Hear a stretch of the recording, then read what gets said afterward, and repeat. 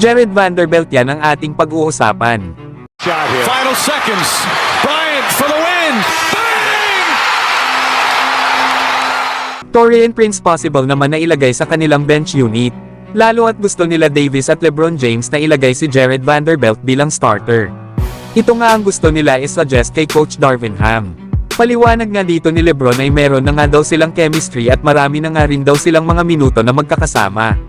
Kaya alam na daw nilang lahat kung ano ang gusto nila bilang isang kupunan. Lalo at alam nga daw nila kung nasaan ang lahat at nagtutulungan din daw sila ng mabuti. Yan nga mga idol ang dahilan ni LeBron kung bakit gusto niyang ilagay ni Coach Darvin Ham si Vanderbilt bilang starter.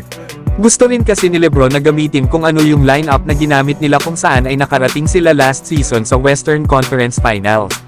Familiar na din kasi sila dito kay Jared Vanderbilt na mas nauna nga nila itong naging ka-teammate kesa kay Taurean Prince.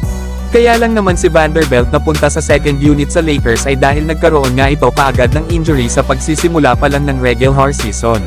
At dahil nga nagiging healthy na muli ito at makikita naman ito sa kanyang performance. Na kung saan ay nakagawa nga si Vanderbilt kahapon laban sa Golden State Warriors ng 14 points, 9 rebounds, 5 assists at meron nga itong 4 steals. Ay napaka-impressive nga nito para sa kanyang performance sa Lakers. Mahusay din naman si Taurean Prince na isang sharpshooter at mahusay din sa depensa. Pero inconsistent kasi ang kanyang performance na kahapon nga laban sa Warriors ay 0 point lang ito sa loob ng 24 minutes of playing time.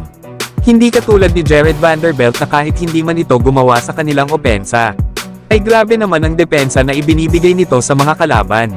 Mahusay nga si Vanderbilt na kumuha ng mga rebounds at mag-steal ng bola. Na sobrang ang nahihirapan sa kanya ang ball handler ng kalaban. Na ito nga ang mga highlights ni Vanderbilt kahapon laban sa Warriors. Kaya i-comment nyo na lang mga idol kung dapat bang ilagay si Jared Vanderbilt bilang starter ng Los Angeles Lakers.